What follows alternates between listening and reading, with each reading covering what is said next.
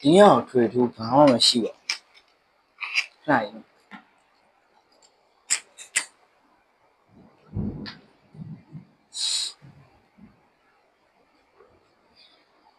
ဒီနေ့ကတော့ပြောချင်းစရာတွေကတော့တကယ်ရင်တယောက်တောင်းဆိုထားရဗျာကျွန်တော်တကယ်ရင်တယောက်ငယ်ဘဝရီမချစ်လေးကိုနည်းနည်းလှုပ်ပေးပါလားလို့ပြောလို့ကျွန်တော်ရီမချစ်တယ်တော့မျိုးမျိုးရှိရတာပဲအဲ့ဒါတော့ကျွန်တော်လက်ခံပါတယ်ငယ်ငယ်တော့ချစ်ပေါ့ဗျာကျွန်တော်ဘယ်လိုပြောလဲ3တန်း4တန်းရွယ်လောက်ပေါ့ဆရာမတွေကမေးမယ်နေကလေးတို့ရေဘာများဖြစ်ချင်လဲကြီးလိုက်ရင်ဘာဖြစ်ချင်ကြတယ်လို့မေးကြမှာပဲဟုတ်ဘူးအဲ့ဒီကြောင့်လူငယ်တွေကအများကြီးပဲလေကိုဖြစ်ချင်တဲ့အရာကိုထားပြအဲ့အကြောင်းအရာမှာကျွန်တော်ကြောက်ရအောင်ပြောပြ။လူများအကြောင်းဆိုတော့ကျွန်တော်တေချာမသိရဘူးဗျာ။ဟုတ်လား။ခုကလည်းကျွန်တော်ငယ်တော့ပြောတယ်ဗျာ။ဘာလို့လဲဆိုရင်အဲ့ချိန်တော့ကျွန်တော်ရဲ့တွေးခေါ်တက်နေပြီနားလဲနေပြီဗျာ။ကျွန်တော်ရှင်းတယ်အဲ့ချိန်တော့ကျွန်တော်တခါလောင်းကြီးခဲ့။လောင်ခံရတယ်ခန်းလောင်းခံရတယ်ဆီယာမလောင်တာလည်းခံရရင်ထဲတော့မကောင်းဘူးပေါ့ဗျာဒါပေမဲ့ဗျာအဲ့ဒါတကယ်ဖြစ်နိုင်လားလို့မဖြစ်နိုင်မှန်းသိတယ်ဒါပေမဲ့ဗျာကျွန်တော်ဘွားအတွက်ကျွန်တော်တို့ကလမ်းကျန်းအနေရှောက်နေရတယ်လို့လေလမ်းကျန်းနေလေရှောက်နေရတဲ့လမ်းကျန်းဆိုတော့သူများတွေမျိုးတော့လာမဖြောက်ဘူးငယ်တော့ကနေကျန်းထမ်းတဲ့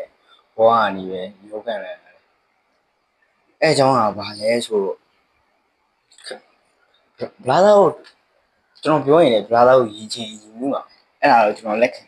ကြိုပြီးတော့ပြောပြတာဘာလဲဆိုတော့ကြာဒီဟာငယ်တော့ဆိုရင်ကျွန်တော်စစ်သားဖြစ်ချင်တာကျွန်တော်ရဲ့တကယ်ရည်မှန်းချစ်ငယ်တော့ကျွန်တော်တအားစစ်သားဖြစ်ချင်ဘာလို့လဲမသိတအားနဲ့တည်းဒါလည်းကြိုက်ဒါပေမဲ့ဗျာတွေးတစ်ခုကအများနဲ့ရှိကိုเจ้าနဲ့သူများနာကျင်တော့မဟုတ်ဘူးလို့လောက်အဲ့ဒါတခုအများနဲ့ရှိကိုเจ้าနဲ့သူတည်သွားမှမလို့ဒါပေမဲ့ကျွန်တော်ဒေါသကြီးမှန်နေလုံရင်လည်းသစော့ထိုးပဲလုံလိုက်နောက်ဖြစ်တဲ့ပြဿနာနောက်မှရှိအဲ့လိုမျိုးပဲလုံတဲ့ဒေါသကြီးရဗျာလို့ကိုဒေါသထွက်လာလက်ရလောသွားရောကိုနောက်ဆိုရင်ဘာမှပြင်လို့ရတော့အဲ့လိုဖြစ်တဲ့ကျွန်တော်ဒေါသအဲ့ချိန်မှာကျွန်တော်စစ်သားလှုပ်ချင်တယ်လို့ပြောတယ်ပြောတော့တခန်းလောက်လောင်နေဗျာကျွန်တော်ဆီယမရဲ့ဒါပေမဲ့ကျွန်တော်ပြုံးနေနေကျွန်တော်ကိုယ်လည်းသိဘာလို့လဲမဖြစ်နိုင်မှမဟုတ်ဖြစ်နိုင်ဒါပေမဲ့ဗျာကျွန်တော်ကရေရှည်ကဲလို့ကျွန်တော်ဝင်သွားရင်တင်ကားရှင်မလားဆိုတော့ဝေခွဲလို့မရအဲ့ဒါကျွန်တော်ရဲ့ကံတရားပုံမှာမွေးတယ်ကျွန်တော်ကံပုံမှာမူတည်တာပေါ့ဗျာအဲ့ဒါဖြစ်လာမယ့်အရာဒါဘယ်လိုပြောမလဲဗျာအများကြီးပါဗျာအဲ့ဒါရှေ့ဘဝအတွက်ကျွန်တော်ရှေ့ဆက်ရမယ့်အရာအများကြီးအဲ့ဒါကျွန်တော်ရွေးချယ်ရမယ်လမ်းရှေ့ရေးအတွက်ပဲရွေးချယ်ရမှာလေဗျာအဲ့လိုလမ်းသွားရေးချင်ကျွန်တော်မားမယ်ဆိုတော့ကျွန်တော်ဒီအဲ့မဲ့ကျွန်တော်ရွေးချယ်ကျွန်တော်ဖြစ်ချင်တဲ့အရာတွေကျွန်တော်ပြောမယ်ဆိုတဲ့အရာကိုလုပ်မကောင်းကျွန်တော်မကောင်းတယ်လုပ်တင်ငင်းရဲ့ပေါင်းတယ်မကောင်းတဲ့တင်ငင်းပေါင်းတယ်ကောင်းတဲ့တင်ငင်းပေါင်းအမေဖေးမေတွေကြက်တော့ပြောကျွန်တော်ပေါ်တစ်ခါကောင်းနေတော့ကျွန်တော်အကောင်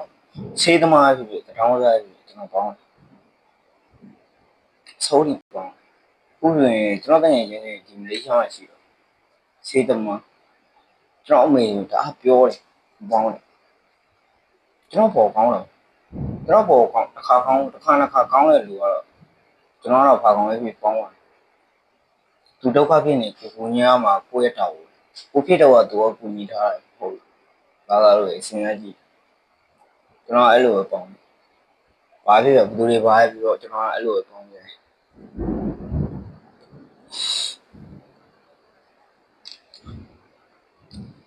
အဲ့ဒါတော့ဘယ်လိုပြောမလဲဗျာကျွန်တော်တို့ရဲ့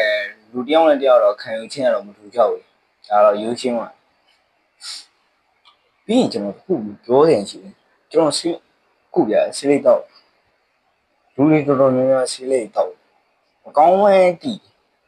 ဆေးလေးတောက်ရင်ဘယ်လိုဖြစ်တယ်ဘယ်လိုဖြစ်တယ်ဆိုပုံစံနဲ့တော့ပြတာဘာလို့တောက်